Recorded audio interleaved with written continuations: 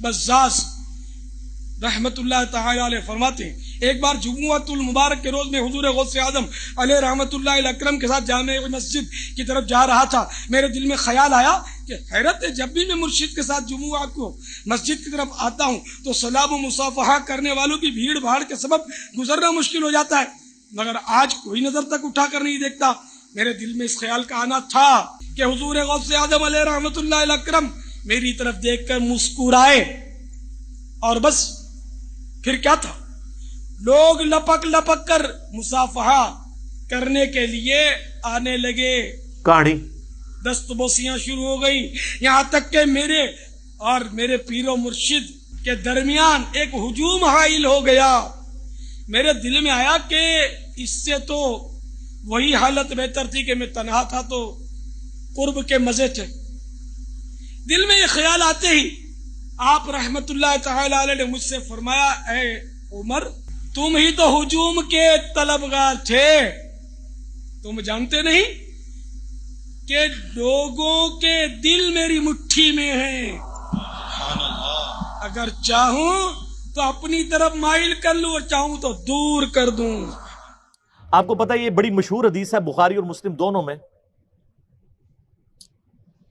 سیدنا اسامہ ابن زید سے متعلق.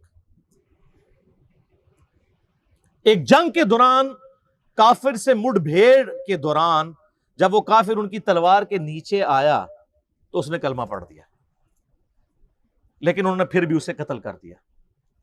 بعد میں قلق تھا، نبی علیہ السلام کی خدمت میں حاضر ہوئے کہ یا رسول اللہ اس طرح لڑائی ہوئی، وہ میری تلوار کے نیچے آیا، کلمہ پڑھ دیا، پھر بھی میں نے اسے قتل کر دیا. تو نبی علیہ السلام فرمایا تو نے اسے کیوں قتل کیا؟ کہ یا رسول اللہ اس نے اوپر سے کلمہ پڑھا تھا، ڈر کی وجہ سے، اندروں وہ کافر تھی. ہو سکتا ہے یہ بات ٹھیک بھی ہو، ہم بھی یہی ججمنٹ کرتے ہیں، لیکن نبی علیہ السلام نے فرمایا کیا تو نے اس کا دل چیر لیا تھا؟ تو صحابہ نے تو نہیں کہا یا رسول اللہ کہ اولیاء اللہ دل کا حال جان لیتے ہیں تو ہم تو اولیاء کے امام ہیں.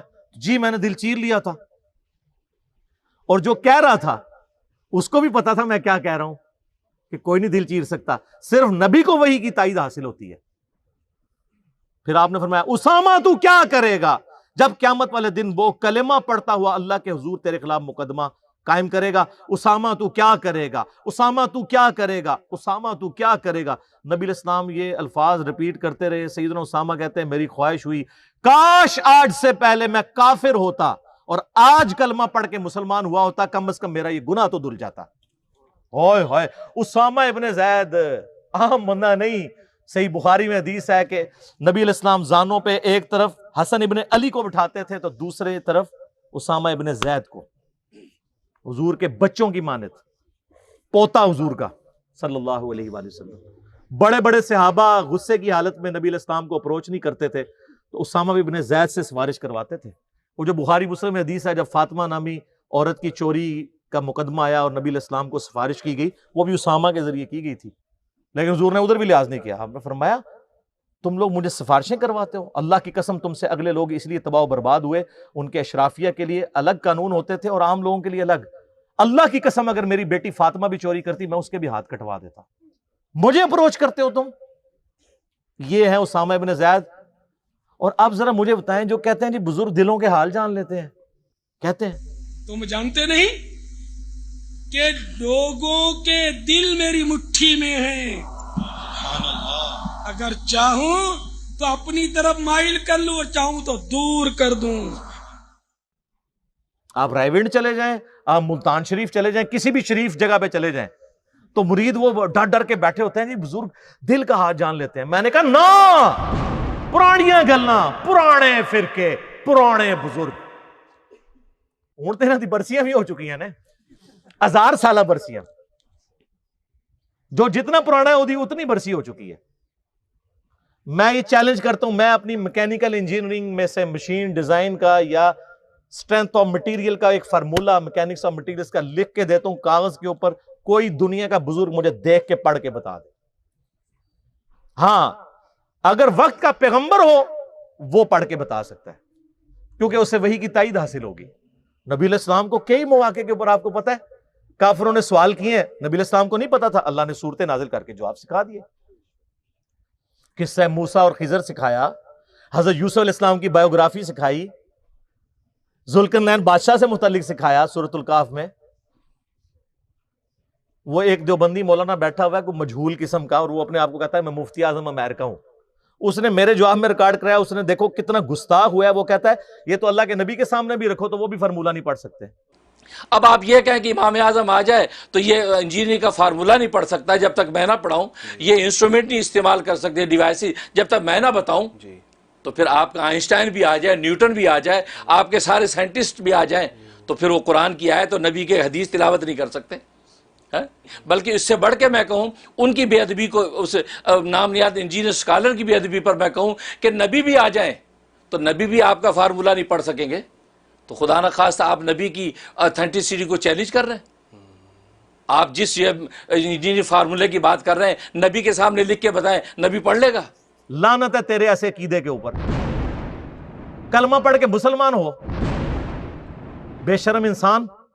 یہ میں اپنی ذات کی خاطر نہیں کہہ رہا، یہ تو حضرت عمر ہوتے تو پہلے تو اس کی وہ کرتے نا، پھر اگلی بات اس سے کرتے. نبی علیہ السلام کو تو اپنے بابے بچانے کے لیے یوز کر رہا ہے. وہ امام حنیفہ رحمہ اللہ کا وہ گناہ دھلنے والے واقعے کو ڈیفینڈ کرتے ہوئے یہ کہہ رہا تھا. نبی علیہ السلام کے پیچھے اللہ ہے. سورہ ال عمران کی آیت نمبر 179 ہے کہ اللہ کی یہ شان ہی نہیں ہے کہ کسی غیر نبی کو غیب پر مطلع کرے. وہ اپنے پیغمبروں کو غیب کے اوپر اطلاع دیتا ہے، اور تمہارا کام ہے اللہ اور اس کے پیغمبروں پہ ایمان لاؤ. بس اس حد کو کراس مت کرو. تو نبی علیہ السلام کو اگر یہ چیلنج دیا جائے وقت کے پیغمبر کو، وہ پڑھ کے سنا بھی دے گا، اس کو اللہ آنے واحد میں سب کچھ سکھا دے گا. بابوں کو اس لیے میں چیلنج کر رہا ہوں کہ تمہارا تو کہنا ہے کہ ہمارا اللہ سے تعلق ہے، اللہ کو تو آتی ہے نا انجینئرنگ، پڑھ کے بتاؤ. تم کہتے ہو ہم دلوں کے حال جانتے ہیں، ہمیں کشف القبور ہوتا ہے. وہ بھی کہانیاں.